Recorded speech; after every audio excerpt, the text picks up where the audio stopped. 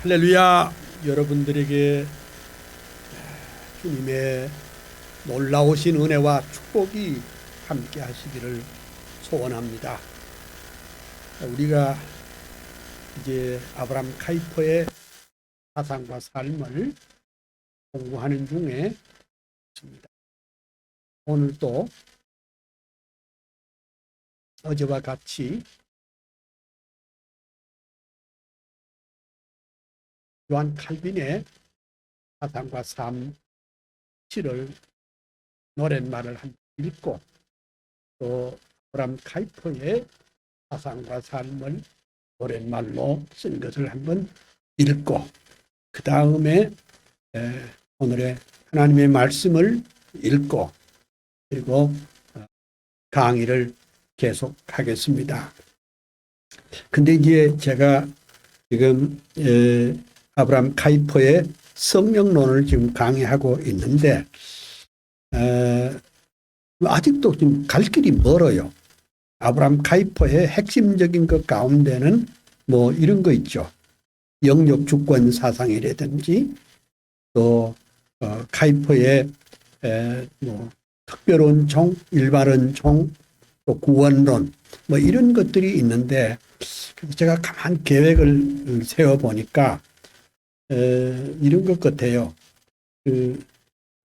제 강의를 6월 말까지 하라고 그렇게 지시가 있었는데 또 이걸 빨리 끝내고 또 공부해야 될 것이 실천신학 개론이라는 것을 또 공부를 또 해야 합니다. 그래서 이제 남은 주제들이 그 특별한 주제들이 있는데 그걸 좀 빠른 속도로 하고 가능하면 오늘 이 아브라함 카이퍼의 성령론까지를 이걸 마치려고 그렇게 생각합니다. 교재는 또 PPT에는 그 다 준비가 돼 있으니까 그렇게 아시기를 바랍니다. 그럼 먼저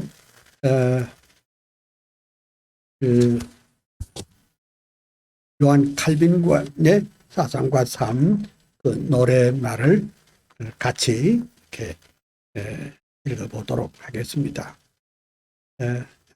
눈을 감으시고 그냥 들어보십시다. 불란서의 동북쪽에 노아연의 오랜 도시 가톨릭의 집안에서 영명하게 태어나서 천재적인 어학실력 독서광의 칼빈 청년, 헬라어와 히브리어, 라틴어에 귀재되고 하나님의 말씀 안에 온전하게 붙들려 도부신학, 인문학에 완전하게 통달하고 27 성경으로 기독교에 강요 쓰고 개혁신학, 개혁교회 주춧돌을 세웠도다. 제네바의 생피엘의 개혁교회 목사되어 27년 세월 동안 말씀 목회 진리 수호, 양떼들을 사랑하는 진실하신 목회자로 위대하신 강해 설교, 교회 개혁 선봉되다. 꿈에 그린 제네바의 아카데미 세우시고 경건으로 학문으로 인물들을 키워내어 주의 교회 개혁하고 제네바를 바꾸어서 성경 중심 운동으로 새 세계를 만들었다. 병약하신 육체에다 종합병원 요한 칼빈, 이단들과 자유주의 가톨릭의 공격에도 오직 성경, 오직 믿음, 오직 은혜 굳게 잡고 코람데오, 코람데오, 솔리데오, 글로리아. 위대하신 목회자로 주석가로 교의학자, 설교가로 저술가로 행정가로 헌신하여 열정기도 겸손으로 주의 교회 세우시고 하나님의 주권 파수 일관하던 개혁자여 500년의 역사 따라 개혁 사상 이룩해서 그의 사상, 그의 불꽃, 예수 사람 요한 칼빈 한국교회, 개혁교회, 청교도의 신앙 따라 하나님의 말씀 중심, 교회 중심 전통이여 개혁주의 사상으로 정통교회 세우면서 영혼 구원 진리 파수 개혁 신앙 보루되어 예수 한국 복음 통일 민족 구원 완수해서 칼빈주의 사상으로 세계 선교 이룩하세. 아멘. 그럼 이제 아브라함 카이퍼의 사상과 삶을 노랫말로 지은 거 한번 읽고 또 시작하십시다. 카이퍼. 아브라함 카이퍼가 가신 지도 100년이요. 작은 나라 홀란드에 목사 아들 태어나다. 25세 칼빈 연구 최고 학자 신학 박사. 26세 목사 되어 첫 번 목회 시작하다. 베이스트 목회 중에 역사적인 칼빈 부흥 우트레흐트 암스테르담 대형 교회 목사 되니 칼빈주의 화신으로 인본주의 대결하고 교회 개혁 챔피언인 목회자요 교수였다.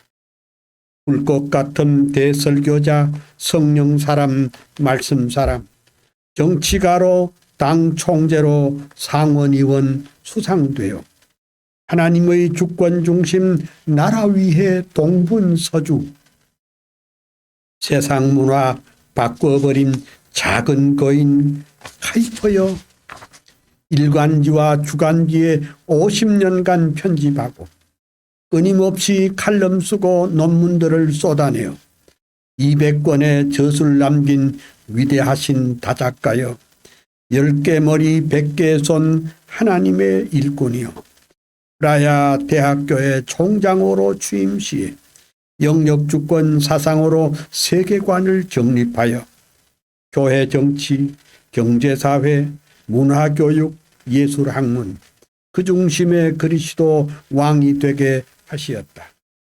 솔리디오 글로리아 오직 예수 오직 성경 큰 소리로 평생토록 뜨겁게 외치더니 교회개혁, 사회개혁, 정치개혁, 문화개혁 칼빈주의 부흥시킨 대학자인 카이퍼여 한국교회 모든 목사, 모든 장로, 성도들아 카이퍼의 칼빈주의 영역주권 사상과 이원론적 세계관과 번영주의 그만두고 예수 한국 복음 통일 말씀으로 이룩하세. 자유주의, 인본주의, 합리주의 대결에서 칼빈주의 부흥운동 최전방에 전사되어 한국교회, 한국사회 새로운 꿈 심어주고 카이퍼의 칼빈주의 더욱 불타오르리라. 아멘. 이제 여러분들은 이제 전문가가 다 됐어요. 사실 이거 여기 있는 것만 돼도 그 칼빈과 카이퍼의 사상과 삶을 어느 정도 정리가 돼 있다 이렇게 볼 수 있겠습니다. 성경 읽고 시작하겠습니다. 갈라디아서 3장 1절입니다. 어리석도다. 갈라디아 사람들아 예수 그리스도께서 십자가에 못 박힌 것이 너희 눈앞에 밝히 보이거늘 누가 너희를 꾀더냐. 내가 너희에게 다만 이것을 알려하노니 너희가 성령을 받은 것은 율법의 행위로느냐 듣고 믿음으로느냐. 너희가 이같이 어리석으나 성령으로 시작하였다가 이제는 육체로 마치겠느냐. 너희가 이같이 많은 괴로움을 헛되이 받았느냐. 과연 헛되냐. 너희에게 성령을 주시고 너희 가운데 능력을 행하시는 일이 율법의 행위냐냐 듣고 믿음에 드냐. 아브라함이 하나님을 믿음에 이것을 그에게 의로 정하셨다 함과 같으니라. 그런즉 믿음으로 말미암은 자들은 아브라함의 아들인 줄 알지어다. 또 하나님이 이방인을 믿음으로 말미암아 의로 정하실 것을 성경이 미리 알고 먼저 아브라함에게 복음을 전하되 모든 이방이 너를 인하여 복을 받으리라 하였으니 그러므로 믿음으로 말미암은 자는 믿음이 있는 아브라함과 함께 복을 받느니라. 아멘. 까지 우리가 지금 아브라함 카이퍼의 성령론을 공부하는 중에 카이퍼는 성령의 신학자라 제가 10번도 20번도 더 말했습니다. 왜냐? 칼빈이 성령의 신학자예요.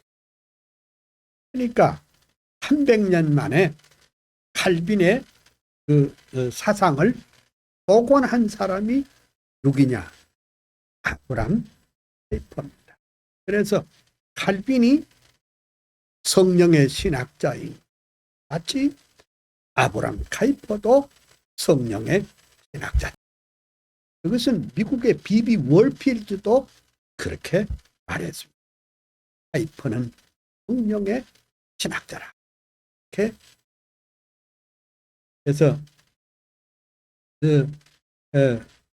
지난번에 말하기를 우리가 보통 지금 생각하는 성령이라 하면은 뭐 그냥 오순절 체험을 자꾸 강조를 하는데 오순절 체험이 대단히 중요하지만은 그걸 자꾸 방언하게 해달라고 또 뭐 입신하게 해달라고 뭐 진동이 있게 해달라고 예언이 있게 해달라고 자꾸 거기만 초점을 맞추는 것이 아니라 사실은 성령은 삼위 하나님이에요. 삼위 그러니까 성부 하나님, 성자 하나님, 성령 하나님 이 삼위 하나님이 우리의 구속 사역을 work together 같이 일하십니다. 그래서 성령님은 천지 창조에서부터 마지막까지 우리의 구원의 그 성화와 구원의 영화에 이르기까지 성령께서 부단 없이 당신의 자녀들을 위해서 일하고 계신다 하는 것을 누누이 말씀드렸습니다. 그러니까 카이퍼의 성령론은 우리가 생각하는 그런 말하자면 그 좁은 그 마가의 다락방에 나타난 거기 역사한 성령만 성령이 아니고 아주 광활하고 말하자면 넓게 폭넓게 일하시는 성령의 사역임을 누누이 말씀드렸습니다. 오늘 23페이지 한번 보겠습니다.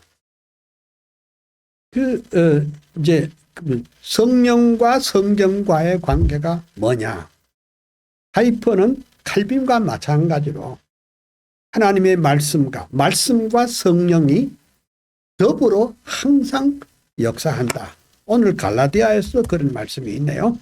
성령과 말씀이 더불어, 말씀과 성령이 더불어 역사한다.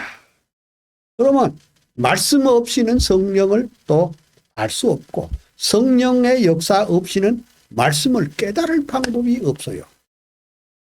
교회 잘 다니면은 집사직을 받으면은 다 되는 게 아니고 이 말씀과 성령을 함께 이렇게 받아야 우리가 진정으로 하나님의 사람이 될 수가 있다. 그렇게 할 수가 있습니다. 그러면 이제 오늘의 그 말씀 다시 보면은 하나님의 말씀은 영과 혼을 쪼개는 능력이 있는데 그러면 하나님의 말씀이 우리의 영과 혼을 쪼개는 그 능력의 그 배후에는 누가 작용하느냐? 그것은 성령의 역사가 따른다. 그러니까 하나님의 말씀을 읽을 때 성령께서 우리와 함께 하실 때에 놀라운 역사가 있습니다. 그 놀라운 역사가 뭐냐? 하나님의 말씀에 대한 확신이 있을 것이죠. 그렇지 않겠어요? 그러니까 우리가 정말로 예수 믿고 참 기쁨이 어디 있습니까? 예수 믿고 기쁨은 하나님의 말씀을 깨닫는 것, 즉 진리를 깨닫는 데서부터 우리의 참 기쁨과 감격과 확신이 넘칩니다. 예수 믿는다고 하면서도 말씀에 확신이 없다면 그것은 우리가 예수의 사람, 하나님의 사람이 될 수가 없습니다. 그러면 하나님의 말씀, 하나님의 사람이 되려면 그러면 어떻게 하면 되느냐? 즉 말씀의 사람인 동시에 성령의 사람이 되어야 되죠. 그리할 때에 정말 우리가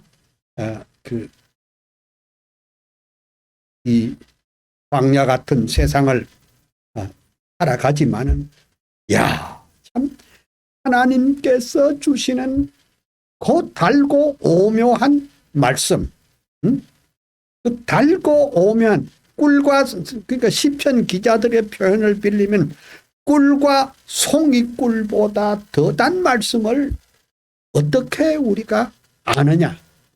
그것은 말씀을 읽고 그 말씀을 통해서 또 성령께서 함께 하실 때 참 깨달음이 있습니다.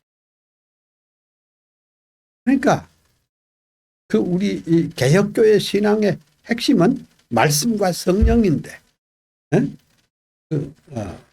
주의 말씀은 내 발의 등이요 내 길의 빛이라 했는데 결국 우리가 하나님의 말씀을 읽고 깨달을 뿐 아니라 그 읽고 깨달은 말씀을 우리의 구체적인 삶 가운데 그것이 실행에 옮겨져야 될 줄로 믿습니다.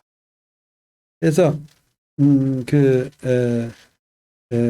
하이퍼는 또 말하기를 성령의 사역이 에덴 동산에서 밤모섬까지 그리고 초자연적으로 주님의 교회와 성도들에게 역사합니다.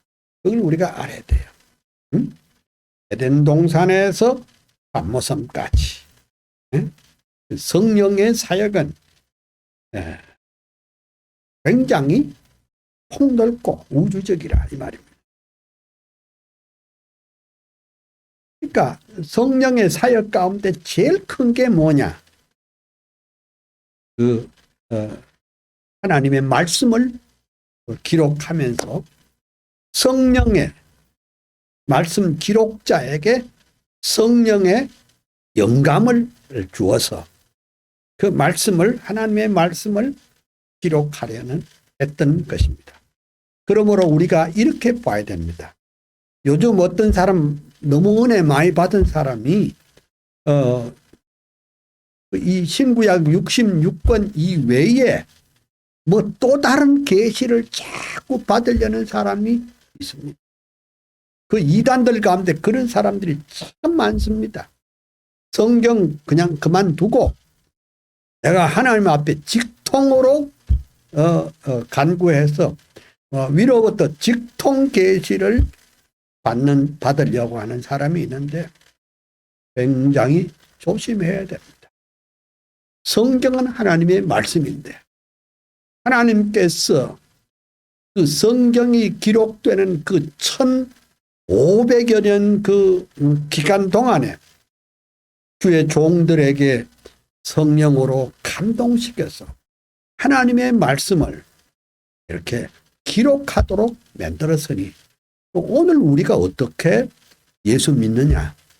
기록된 하나님의 말씀을 읽고 또 그것을 읽을 때 성령께서 우리 마음속에 감화 감동함으로 우리가 성경을 깨달을 수가 있습니다. 그런데 우리가 이제 뭐 요새 사람 자꾸 큐티 하는데 뭐 큐티가 좋은 것도 있지만은 너무 주관적으로 생각하면 안 돼. 그렇기 때문에 신학을 제대로 공부한, 잘 들으세요. 신학을 제대로 공부한 사람.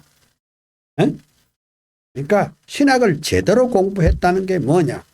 성경을 깊이 알고 조직 신학을 제대로 알고 교회사를 제대로 알고 개혁주의 신학을 제대로 알고 난 후에 정말로 성경적인 설교를 하는 분에게 말씀을 들을 때 그 말씀을 깨닫게 되고 그 말씀이 내게 감격이 되고 확신이 되고 은혜가 되고 그리고 구체적인 삶 속에서 그것이 적용이 되는 그런 역사가 일어나게 되는 것입니다.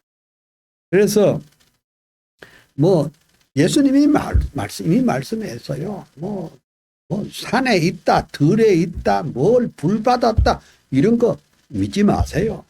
응? 우리 개혁교회 신앙은 철저하게 말씀 중심의 신앙입니다. 그 말씀 중심의 목사님에게 늘 신앙 교육을 받는 사람은 행복한 사람입니다. 그런데 요즘 어떤 분들은 그 말씀 보담도 뭐 이렇게 다른 것을 가지고 사람의 마음을 시키려고 애쓰는 사람들이 적지 않아요. 저는요, 뭐 아직 뭐 감수성이 좀 많아서 그런지 모르지만 드라마 보고도 가끔 눈물을 흘려요.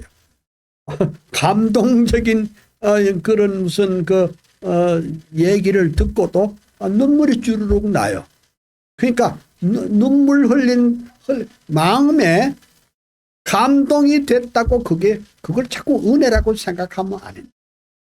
은혜라고 하는 것은 말 그대로 은혜란 말이 공짜란 말이에요. 응? 응? 헬라말로 카리스라는 것은 라틴 말로는 그라티아, 그라티아라는 말은 거저래, 거저. 그러니까 나는 아무 공로 없으나 예수 그리스도의 피공로로 말미암아. 그냥 그때 얼마나 그런 것을 은혜라고 그러지. 마음에 감동되는 것을 은혜가 아니죠. 그것은 그냥 감동에 불과한 겁니다. 제가 오래전에 한 50년은 된 것 같아요. 파란 암스테르담에 가면 콘서트 흐바우라는 게 있습니다. 콘서트 흐바우는 유명한 콘서트를 거기서 하는데 어떤 내 친구가 좋은 초대장을 딱 주면서 자기가 여기 초대를 받았는데 급한 볼 일이 생겼으니까 이거 너가 콘서트 홀에 한번 가라 그랬다. 나야 뭐 할렐루야죠. 그거 받아가지고 유명한 그 첼로 연주의 고별 곡을 들었는데 와, 내가 너무 좋았어요. 그러니까 거기 뭐라고 써져 있느냐? 그 초대권 그 표지에 그라지아 이렇게 돼 있어요. 그게 뭡니까? 은혜라. 그 은혜가 뭐예요? 다른 사람이 돈을 다 지불을 했고 나는 그냥 그저 들어간 거예요. 참 우리 이 기독교의 교리가 이거예요. 나는 하나님 앞에 내어놓을 만한 아무런 의도 공로도 없지만은 예수님께서 이미 값을 다 지불해버렸어요. 이미 페이해버렸단 말이에요. 그럼 어떻게? 우리는 부족하고 하나님 앞에 내놓을 만한 아무런 건덕지가 없어도 하나님 앞에 참 예수 이름으로 당당히 나갈 수 있게 된 겁니다. 그것이 이제 성경인데 그걸 깨닫게 해주시는 것이 또한 성령의 사역인데 이제 어떤 사람들처럼 마치 무슨 성경의 이 계시가 좀 부족한 것 같아서 뭔가를 자기 노력으로 뭘 이상한 신비적인 체험을 하려고 자꾸 이렇게 하면 좋다 이 말입니다. 또 지금도 하나님께서 개인에게 주시는 무슨 신령한 체험을 우리가 부정할 필요는 없어요. 그것은 그 사람에게 주시는 독특한 경험. 만약에 여러분 가운데 그런 경험이 있거든 까발리지 말고 말하지 말고 가슴에 소유하세요. 저도 뭐 말을 하려면 좀 그런 게 좀 있어요. 있지만은 늘 감사하고 가슴에 그냥 품고 있어요. 오직 구원은 하나님의 은혜로만 되고 그 은혜는 어떻게 깨닫느냐?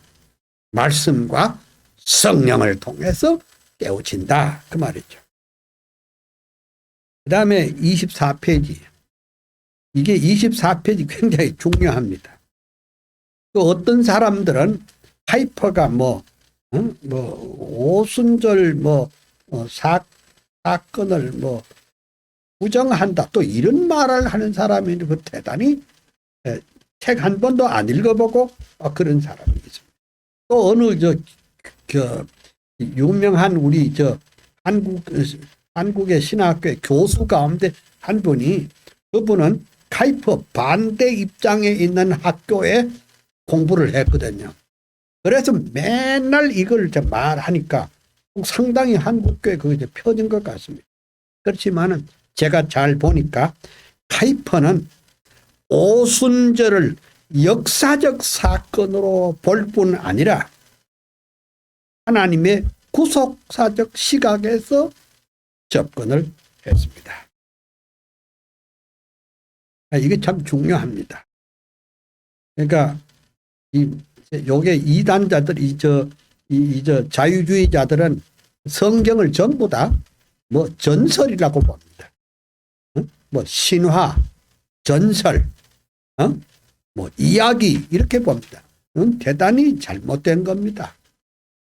이 예수 그리스도의 십자가의 죽으심이 히스토리컬 팩트이듯이 예수 그리스도가 사망의 권세를 깨뜨리시고 부활한 것이 역사적 사건이듯이 그리고 오순절 성령 사건도 역사적 사건이다. 그런데 카이퍼는 하나님의 구속사적인 시각에서 접근했다. 이게 또 뭔 소리냐? 다시 말씀드리면 성육신 하신 주 예수 그리스도께서 사명을 마치시고 죽으셨다가 부활하시고 승천하셨습니다. 그러니까 예수님께서 승천하시기 전에 뭐라고 말했습니까?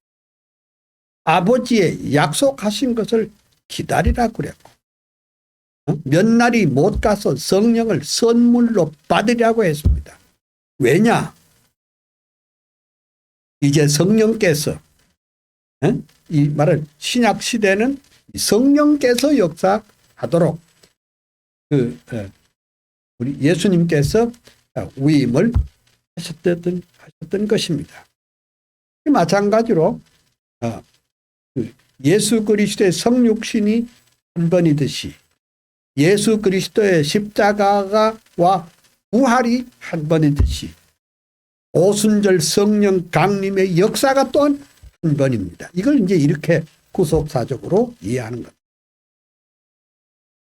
즉 신구약 성경 전체에 역사하신 성령의 사역과 오순절 성령 강림 사건을 하나의 퍼스펙티브로 보려고 했습니다. 여러분, 이 퍼스펙티브라는 건 전망인데 여러분 남산타워에 올라가 보셨습니까? 예? 남산타워의 전망대에 올라가 보신 줄 압니다. 남산타워 전망대에 올라가면 서울이 다 보입니다. 그러니까 이게 돌아가는데 쭉 한 바퀴 돌면은 여기가 강남이다. 여기가 강북이다.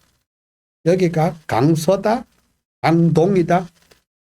그 높은 데서 서울을 전망하는 겁니다. 그러므로 우리가 성경도 이렇게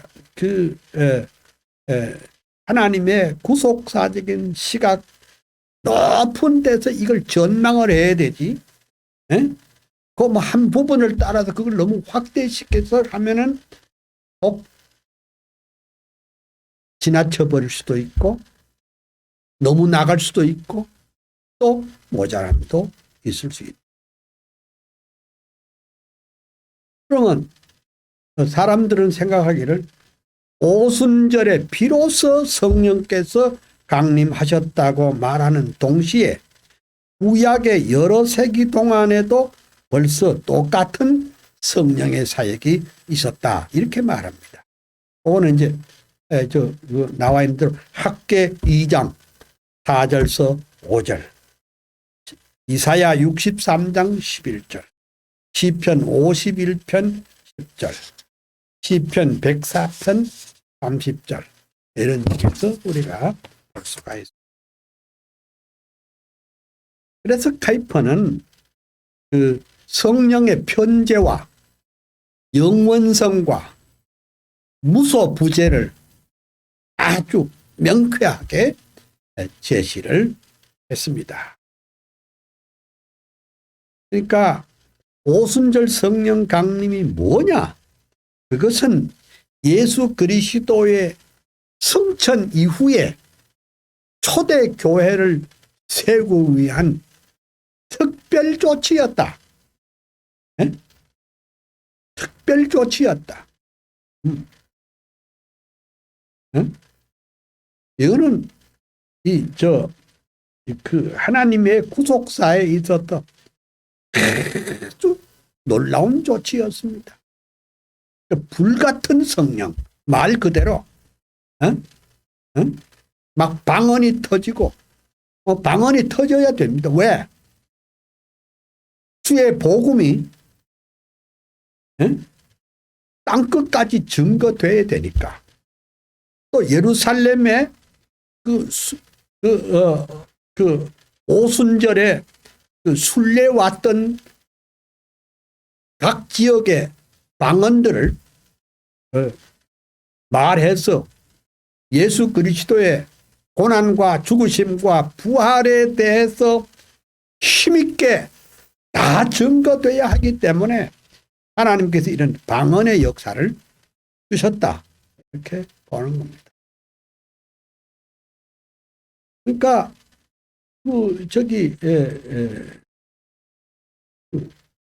만약에 우리가 캄보디아 사람에게 전도하려면 어떻게 캄보디아 말을 할 줄 알아야 돼. 다른 나라 말을 할 줄 알아요. 제가 한때 한국 외국어 대학 교수였습니다. 한때 한국 외국어 대학 교수였는데 거기 보면은 각 나라 방언을 다 말하자면 훈련하는 겁니다. 근데 거긴 좀 특별한 게 그 외국어 대학과 일반 대학에 좀 다른 것이 하나 있습니다. 어? 다른 예를 들면 일반 대학에서는 아주 뭐 기초부터 이렇게 막 배워서 문법 배우고 이렇게 하지만 외국에 대한 대학은 그런 거 없어요. 첫날 입학하는 첫날부터 뭘 하느냐? 그 나라 말로 그냥 강의를 해버리는 거예요. 응? 그 나라 말로 강의를 해요. 응? 이제 저는 그 파라노 말도 회화도 잘 못하고 저는 문법을 가르쳤는데 학생들의 그러니까 이제 네이티브 스피커가 와가지고 첫날부터 막 사람 말로 다 해버리는 거예요. 그럼 어때요? 학생들이 막 불평불만, 이게 말도 모르는데 우리가 알아듣도록 좀 해야 되니 뭐냐? 예? 3, 4개월 지내면 농담도 하고, 응? 말이 튀어져요. 참 이런 언어가 참 중요해요. 하나님께서 이 위대한 하나님의 구속의 완성, 즉 예수 그리스도의 성육신 그리고 십자가 죽으신 부활 그리고 성천, 이 놀라운 말하자면 크라이스트 이벤트, 그리스도 사건을 당시의 사람들에게 다 전달하려니까 뭐가 필요해요? 네? 각 나라 방언이 필요했어요. 그래서 당시에 그 오순절 때 방언이 터졌는데 우리가 그냥 랄랄랄라 따따따따 그거 방언 잘한다고 그렇게 할 것이 아니라 그때는 분명히 그 방언을 할 때 그 현지에서 온 사람이 알아들을 수 있었단 말이에요. 응? 알아들을 수 있다. 그래서 예수 그리스도의 승천 이후에 오순절 성령 강림은 초대 교회를 세우기 위한 하나님의 특별 조치였다. 이렇게 봅니다.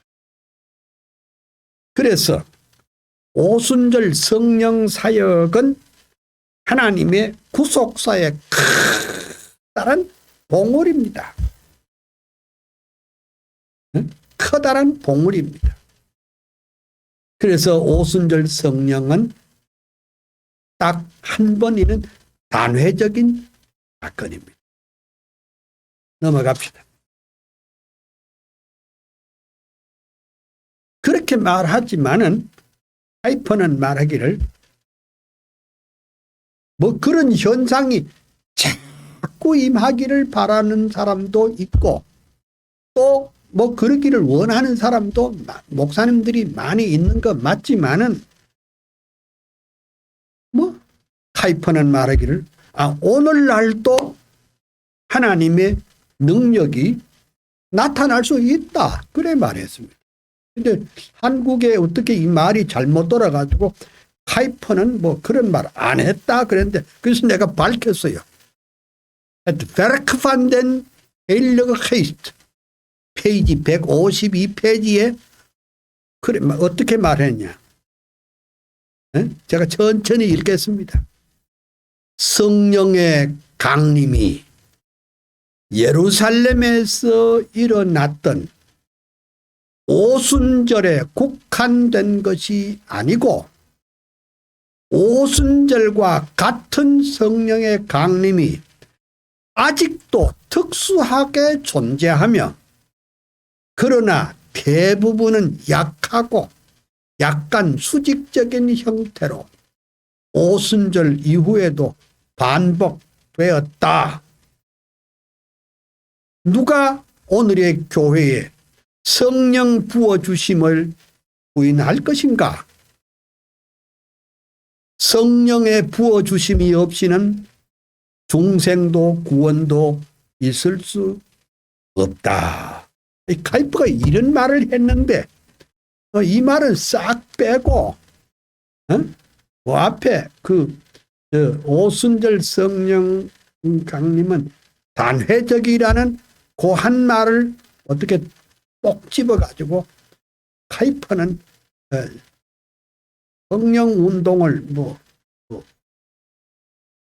관심 없다 했던가 하여간 그런 식으로 말하는 사람들이 많이 있습니다. 그러면 안 돼요. 응? 그래서 이제 이게 내가 어제도 말했죠. 내 부족한 이 책이 독일어로 불어로 지금 5월 달쯤 책이 나올 것 같은데 왜 그런 책이 나오게 됐느냐? 아니 파라네나 그다음에 미국이나 이런 사람들은 이런 사람들은 성령에 관심이 없어서 아야 이제 2차 자료 그러니까 카이퍼 저술 말고 카이퍼에 관한 책들을 많이 썼는데 성령론을 쓴 사람이 카이퍼의 성령론을 그대로 말하자면 정리한 것이 내 책밖에 없어요. 그러면 카이퍼가 어디 그런 말을 했노? 아니 카이퍼의 성령의 사역이라는 1000여 페이지의 그 책에 다 있는데 그거 한 번도 읽어보도 안 하고 카이퍼는 오순절 성령이 단회적이라 그런 말 한마디 하고 난 다음에 이렇게 말해요. 성령의 강림이 예루살렘에서 일어났던 오순절에 국한된 것이 아니고 오순절과 같은 성령의 강림이 아직도 특수하게 존재하며 그러나 대부분은 약하고 약간 수직적인 형태로 오순절 이후에도 반복되었다. 누가 오늘의 교회에 성령 부어주심을 부인할 것인가? 성령의 부어주심이 없이는 중생도 구원도 있을 수 없다. 제가 제일 강조하는 것은 요 페이지입니다. 요 26페이지입니다. 그래서 여러분이 오해 없기를 바랍니다. 오해 없기를 바랍니다. 그러니까 카이퍼는 성령의 역사를 구속사적으로 우주적으로 보면서도 또한 오순절 성령의 역사가 하나님은 전능하신 하나님이신데 오늘날도 그렇게 하려면 할 수 있다. 이것이 우리 한국의 오순절이라고 하는 게 1907년 평양 대부흥운동 아닙니까? 그러니까 평양 대부흥운동이 일어났을 때 좌우간 그 시절에는 그 집회가 있었는데 죄를 회개하는 운동, 성령 충만한 운동이 그것이 바로 한국 교회를 만들어. 하나님께서 한국 교회에 은혜를 부어주셔야 되겠다. 그것이 평양 대부흥이고 그것이 한국교회 오순절이라 그렇게 말할 수가 있습니다. 참 특수하고 특별한 것입니다. 모르죠. 아브라함 카이퍼가 1920년에 세상을 떠났으니까 아브라함 카이퍼가 생존했을 때 평양 대부흥회가 일어났잖아요. 만약 그때 이 평양 대부흥회 소식이 아브라함 카이퍼가 만약에 알았다면은 아마 자기 이게 정보판에다가 아마 한국의 평양 대부흥 운동을 한국의 오순절이라 그렇게 아마 보완을 했을지도 저 모르겠어요. 네? 그러니까 이 위대한 그 평양 대부흥운동 오순절 사건이 사실은 한국을 살려냈습니다. 야, 그때 은혜 받은 사람들이 뭐 놀라운 일이 일어났습니다. 그 1907년이 뭡니까? 최초의 목사가 안수받던 해입니다. 최초로 안수받던 해입니다. 그때 그 평양신학교, 그 평양 대부흥회 때, 그때에 말하자면 회개운동을 주도한 분이 그때는 길선주 장로입니다. 그 후에 목사 안수를 받게 됐습니다. 사실 평양 대부흥운동은 감리교 선교사 하디 목사가 기도하는 중에 역사가 이게 이제 장로교로 불이 붙어가지고 참 우리 한국교회는 정말 영적인 은혜와 복을 받은 교회다 이렇게 볼 수가 있습니다. 그 다음 단 그래서 그 오순절 성령 강림은 단회적입니다. 한 번뿐입니다. 그러나 하나님께서는 권능으로 역사하시면 성령 부어주시면 계속될 수 있다. 하지만은 그것이 오순절과 같은 것은 아니다. 여러분 알았죠? 네? 네, 알았죠? 엉뚱한 소리 하기 아니에요. 네? 그러니까 우리가 기도할 때 하고 오순절과 같은 성령 달라고 그렇게 말하는 것은 조금은 삼가해야 되겠죠. 네? 하나님 앞에 회개하면 하나님이 은혜 주시고 성령으로 함께 해주시고 그렇게 합니다. 그래서 오순절에 방언, 진동, 불의 혀같이 갈라진 성령 강림이 초자연적이잖아요. 그 자연적인 것이 아닙니다. 초자연적인 현상이기 때문에 그게 자연스럽단 말이죠. 네? 네? 성령의 역사가 초자연적이었기 때문에 그런 특수한 방언, 그리고 진동, 우리 혀같이 갈라지는 그런 현상이 일어났다.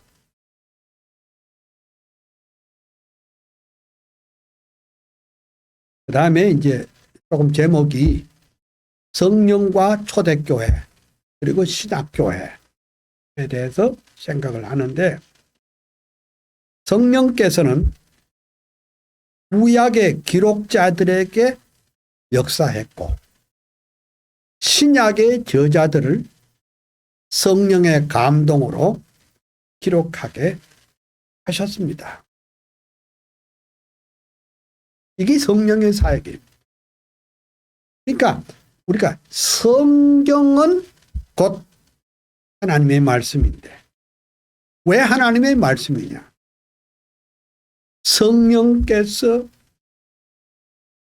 감화 감동으로 1.1획도 틀리지 않도록 기록을 했습니다. 신약 성경은 모든 시대의 교회들을 위해 의도된 책으로서 추호도 틀림이 없이 기록되었음을 알 수 있다. 이렇게 카이퍼는 말해요. 성령께서는 바울과 요한 그리고 베드로를 그들의 사역에 적절하게 적합하도록 준비를 하셨다. 이렇게 있습니다. 그 다음에 하나 넘겨서 또 어째서 그러냐? 성령께서는 그들의 생활을 지지했고 환경과 상태까지 잘 마련하신 것입니다. 성령께서는 그들의 심령 속에 신약 성경에 필요한 말들까지 생각나게, 응?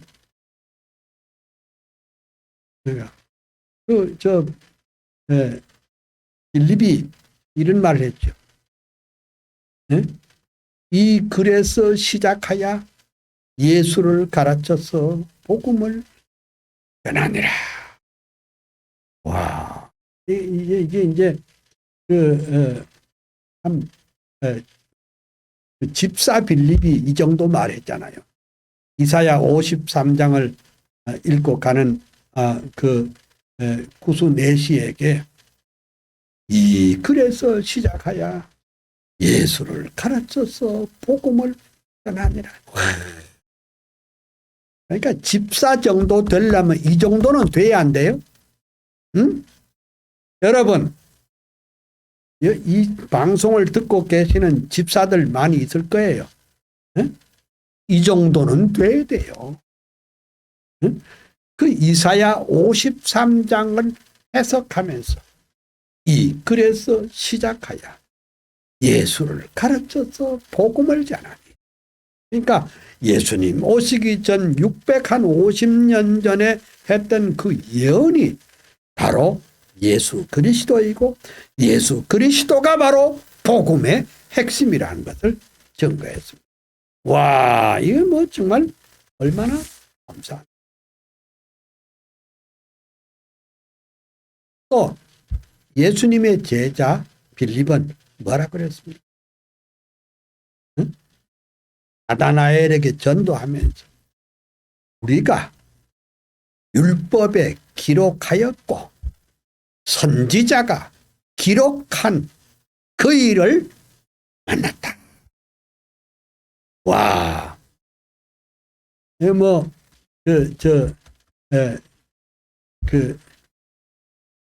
예수님의 제자가 된 지 불과 얼마 안 된 이 사도 빌립이 구수 내시에게 그 나다나엘에게 전도하면서 참 이게 그 신구약 66권을 아주 원 센텐스로 딱 해서 전도했습니다. 우리가 율법에 기록하였고 선지자가 기록한 그이가 뭐요? 그리스도 아닙니까? Written Christ, 기록된 예수. 아니, 전도사라면 이 정도는 돼야 되지 않겠어요? 에?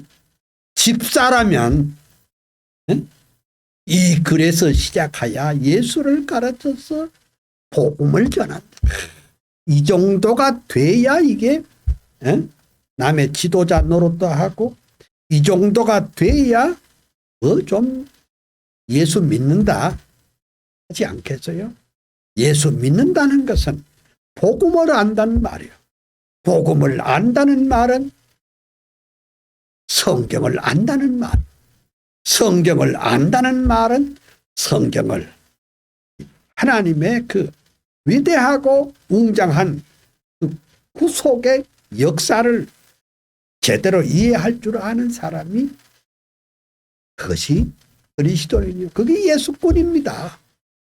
그 예수쟁이입니다. 이 세상에 전문 분야에 있는 사람을 쟁이라고 해야죠. 엿쟁이, 떡쟁이, 뭐 쟁이란 말이 있죠. 우리 그 정도, 왜? 좀 익숙해서, 넉넉히 할 수 있는 그 사람은 쟁입니다. 우리 예수쟁입니다. 그 입만 떨어지면은 예수 그리스도의 생명의 복음이 나와야 됩니다. 그 생명의 복음을 증거할 때 신구약약을 이게 말하자면 큰 그 끈을 잡아줄 수 있어야 된다. 그 말입니다. 근데 그것을 하신 분이 누구냐? 성령께서 그리 하셨다. 그 말이에요. 성령께서는 그들의 사상을 틀리지 않도록 잘 잡아주고 모든 진리로 인도하셨다. 또 어떤 분은 이렇게 말합니다. 아니 왜 구역 성경하고 개역 성경하고 왜 차이가 있느냐? 아 왜 또 새 번역하고 왜 또 차이가 있느냐? 아 또 킹 제임스 번역은 이랬는데 왜 NIV는 왜 이래 됐냐? 왜 틀린 부분이 왜 많냐? 여러분, 이 세상에 수천 수만 가지의 성경에 역본이 있습니다. 그러면 성령께서 성경을 기록할 때 그 원문은 틀리지 않고 완벽한 것입니다. 그러나 다른 나라 말로 번역할 때 약간 뉘앙스가 다르다 그 뿐이지. 그러니까 여러분 거기에 대해서 또 어떤 분은 어떤 성경만이 구원이 있다 이렇게 말하는 사람이 있는데 저는 그 성경이 가치를 귀히 여기는 뜻에서 한 말인 줄 그대로 이해하면 안 되는 것입니다. 그리고 이제 우리가 성경을 볼 때 구역 성경과 개역 성경과 또 개정 개역과 또 새번역과 이런 걸 같이 비교하면 훨씬 더 깨달음이 더 있죠. 그러면 할 수 있어요. 또 영어도 엄청나게 많은 것이 있으니까 이걸 보면서 할 수 있죠. 그러나 여기 성령께서 영감을 주셔서 기록했다는 것은 원문을 의미한다 하는 것을 이해하시면 됩니다. 그 다음에 30페이지 성령께서는 완전한 신약 성경이 있어야만 한다는 것을 미리 아셨습니다. 이게 카이퍼의 얘기예요. 야, 참 아브라함 카이퍼는 성경의 사람인 동시에 성령의 사람입니다. 성령님은 완전한 신약 성경이 있어야만 한다는 것을 다 아셨습니다. 그게 뭐냐? 마치 건축자가 미리 설계를 하고 그리고 필요한 자재를 준비하듯이 성령님도 각기 다른 저술가들을 신약 성경의 다른 부분을 쓰도록 준비하셨다. 이렇게 말했습니다. 성령님으로 하여금 이들 각 부분을 준비하신 부분은 교회의 왕이신 예수 그리스도이시다. 그러니까 카이퍼의 성령론 229페이지에 그렇게 말했습니다. 성령님으로 하여금 이들 각 부분을 준비하신 분은 교회의 왕이신 예수 그리스도이다. 그런데 여기서 예수 그리스도는 교회의 왕만 아닙니다. 예수 그리스도는 사실상 우리의 삶의 모든 영역에 예수 그리스도는 왕이십니다. 요 다음 시간에 제가 계속 말하겠습니다. 그러면 카이퍼는 또 말합니다. 31페이지. 성령의 사역은 그냥 기록자의 마음을 감화시키는 정도가 아니라 기록자의 삶은 말할 것도 없고 그들의 환경과 사상도 간섭하셨다. 하이퍼는 이렇게 지냈습니다. 모든 성경은 동일한 성경에 의해서 저술되었기 때문에 모든 성경은 같은 권위, 오소리티를 지닌다. 이렇게 말했죠. 어떤 성경은 권위가 더하고 어떤 성경은 권위가 덜한 것이 아니라 모든 성경은 하나님의 감동으로 기록된 것으로 교훈과 책망과 또 의로 교육하기에 유익한 권위를 가지신 것입니다. 그러므로 성경을 수학적인 잣대로, 법적 잣대로 본다면 하나님의 계신 성경을 이해할 수가 없습니다. 그러니까 많은 사람들이 성경을 볼 때에, 성경을 읽을 때 참 자기의 연약과 부족을 깨닫고 성령의 말하자면 깨닫게 하심을 바라고 그렇게 믿음으로 봐야 되지, 이걸 수학적 잣대로, 철학적 잣대로, 논리적 잣대로, 법적 잣대로 성경을 이리 굴리고 저리 굴리고 이것 빼고 저것 빼고 이렇게 분석적으로 본다면은 하나님의 계신 성경을 옳게 이해할 수도 없고 자신이 믿음을 가질 수도 없다. 이렇게 보는 것입니다. 그래서 카이퍼는 성령의 삼중 사역에 대해서 이렇게 말을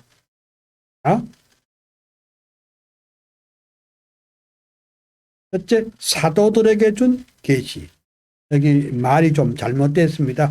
오픈바렉이 아니고 이가 잘못됐습니다. 오픈바링,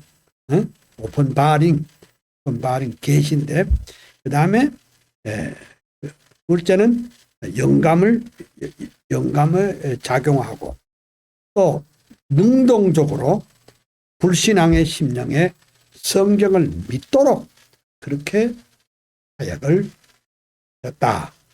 그렇게 말을 했습니다. 카이퍼는 여기서 성경의 권위에 대해서 인간의 증거가 필요치 않다. 이렇게 말했습니다. 어떤 사람은 생각하기를 내가 인정해야 그게 성경이다. 그런 사람이 있는데 그건 교만하기 짝이 없습니다. 하나님의 권위에, 성경의 권위에 도전하는 것인데, 우리가 이제 성경을 믿으려면 성경의 권위를 인정해야 신앙이 생깁니다. 우리 박윤선 박사님의 주석을 읽어보면 제일 많이 나온 말이 성경의 권위에 대한 말씀이 참 많습니다. 성경은 하나님의 말씀으로서 영감을 받은 것이라고 그렇게 그 권위를 인정을 해야 그 다음에 거기서 구원의 메시지도 발견하고 은혜를 받을 수가 있습니다. 그 다음 33페이지. 성령님은 성경을 통해서 우리들의 그 죄악된 자화상을 보여줍니다.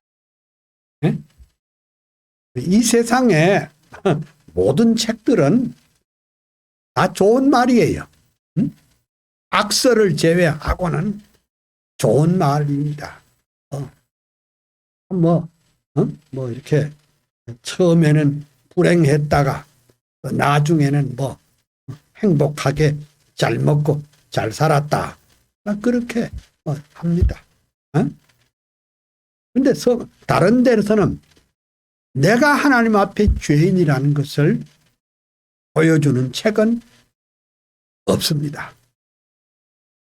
그러니까 성령님은 성경을 통해서 나의 죄를 깨닫게 하고 나의 죄악의 그 본 모습을 보여주십니다. 네. 성령님은 의지를 사로잡으시고 우리로 하여금 성경을 바로 보게 하는 능력의 원천입니다. 네.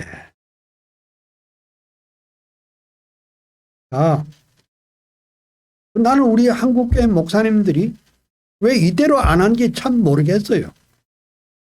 이대로 가르치면 되잖아요. 응? 성경을 보면 성경은 볼 때 성령께서 우리 마음속에 역사하셔서 아버지 나는 죄인입니다. 이걸 깨우치게 하는 거 아닙니까? 그런데 요즘 그렇게 말 안 해요. 여러분 하면 할 수 있습니다. 무슨 소리예요? 응? 여러분들이 마음먹기에 따라서 달라집니다. 여러분 자기를 사랑하세요. 그러니까 목사님들이 이렇게 말한다면은 정말 큰일입니다.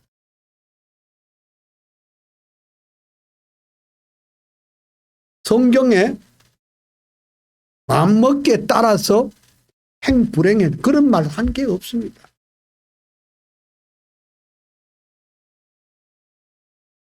성경에 너 자신을 사랑하면 문제 해결자 그렇게 가르친 일이 없습니다. 영접하는 자 곧 그 이름을 믿는 자들에게는 하나님의 자녀가 되는 권세를 주셨다고 그랬어요. 죄의 값은 사망이요 하나님의 은사는 그리스도 예수 우리 주 안에 있는 영생이니라 그렇게 말했어요. 의인은 없나니 하나도 없다 그렇게 말했어요. 허물과 죄로 죽었던 너희여 그렇게 말했습니다. 어쩌라고? 그런데 오늘 우리 한국 교회가 병들었어요. 아니 프로이드의 심리학을 가지고 설교해? 예? 그러면 안 되죠.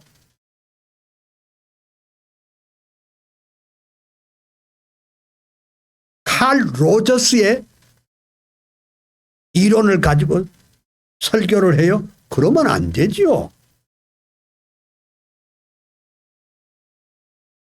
성령님께서 성경을 통해서 우리들의 깊은 그 자화상, 우리 자화상을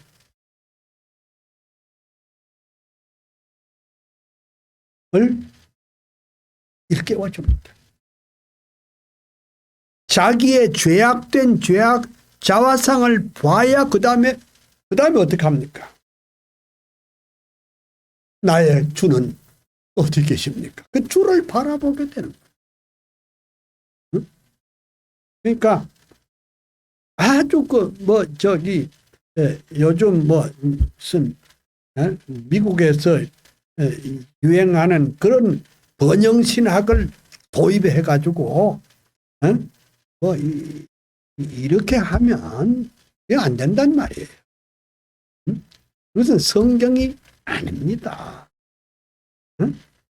성경이 아닙니다.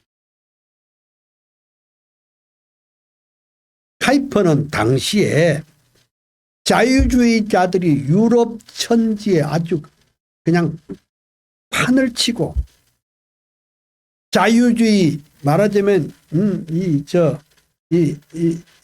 말하자면 이런 그 합리주의 계몽주의 사상이 온 세상을 덮고 있을 때에 응?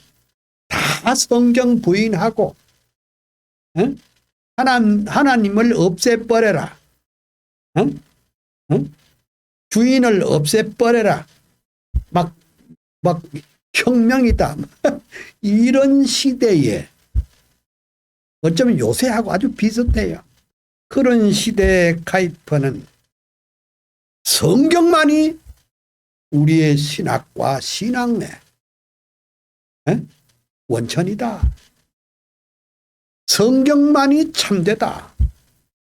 성령의 감동으로 기록된 말씀만이 성경이다. 성령이 사역이 교회와 성도들에게 역사할 때 교회는 다시 살아날 줄로 믿습니다. 이걸 외친 겁니다. 제가 이번 기회에 카이퍼에 대해서 많이 지금 얘기를 하고 아직 많이 남았어요. 근데 좀 시간이 급하니까 빨리빨리 넘어가야 돼요. 바로 이런 시대에 대중들에게 오직 말씀, 오직 성경, 그리고 또 성령의 사역을 뜨겁게 외쳤던 분이 아브라함 카이퍼다. 그 다음에 34페이지 구원운동은 그 모든 과정에서 성령의 간섭과 위로가 있어야 합니다. 성령의 사역은 구원운동에 있어서 모든 과정에 성령의 간섭과 위로가 있어야 합니다. 그건 뭐냐? 예정, 선택, 부르심, 회개, 중생, 성화 등 모든 과정에서 말씀과 성령이 더불어 역사한다. 이렇게 말했습니다. 성령께서는 성경을 깨닫게 하시고 예수 그리스도를 영접하게 하시며 그리스도인으로서 끊임없이 성장하고 성화의 과정을 거치면서 성령께서 직접 간접 역사한다. 이렇게 말했습니다. 그러니까 성령의 사역과 구속운동은 같이 가는 겁니다. 구속운동 따로 있고 성령 사역 따로 있는 게 아닙니다. 어떤 이는 이런 저런 말 자꾸 합니다. 성령에 대해서. 여러분 그런 거 그냥 이대로 지금 보면 됩니다. 성령의 사역은 구속 사역과 같이 가는 것이지. 구원 한참 받고 난 다음에 또 성령 받는다고 그러니까 충만히 받으면 좋겠지만은 여러분 그것을 이해를 하셔야 합니다.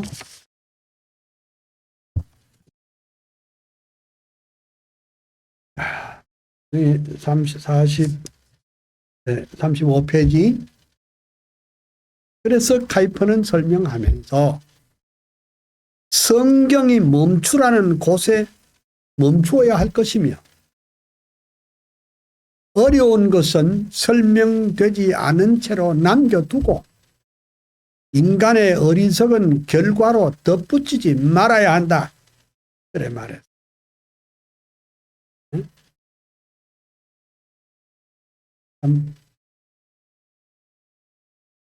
성경에 보면 오묘한 것은 하나님께 속한다. 그런 말씀이 있어요. 그런데 제가 금년에 목사 된 지 53년 됐잖아요. 근데 성경을 읽는 가운데 요즘도 새로 발견하는 게 있어요. 이야, 와, 이런 진리가 여기 있었구나. 그러니까 우리가 이제 성경을 읽을 때 깨닫는 건 아니죠. 완전히 깨닫는 깨닫지 못한 것은 그냥 남겨두세요. 응?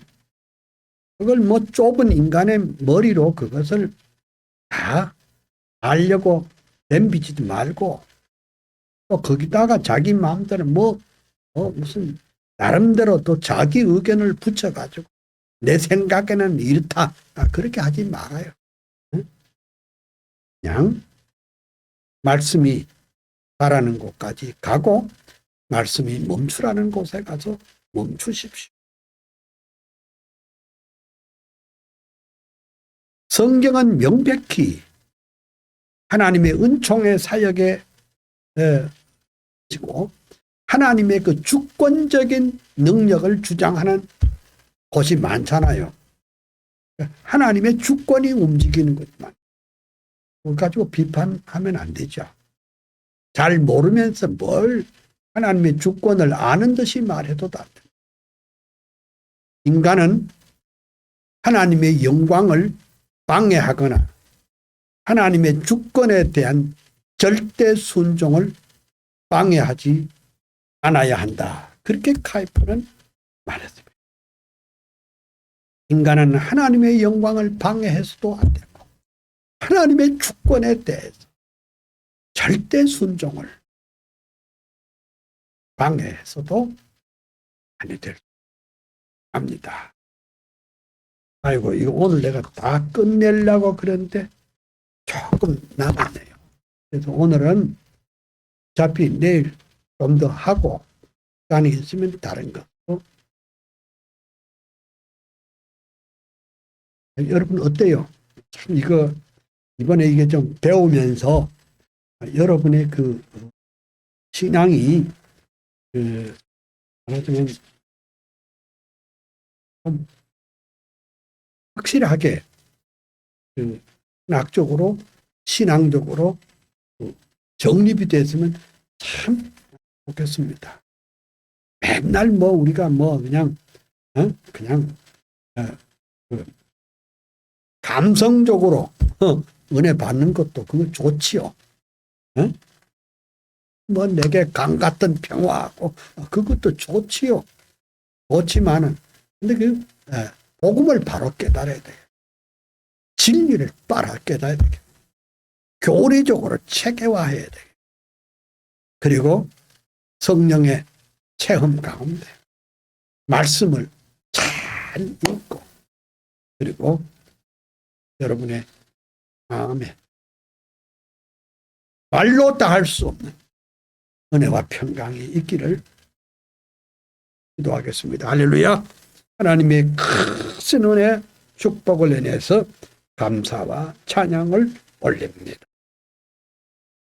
이 방송을 듣고 있는 모든 주의 권석들에게 하늘의 복, 땅의 복으로 넘치도록 채워주시고 이 말씀을 깨달은 가운데 은혜가 넘치게 하여 주옵소서. 감사하옵고 예수님 이름으로 기도합니다. 아멘.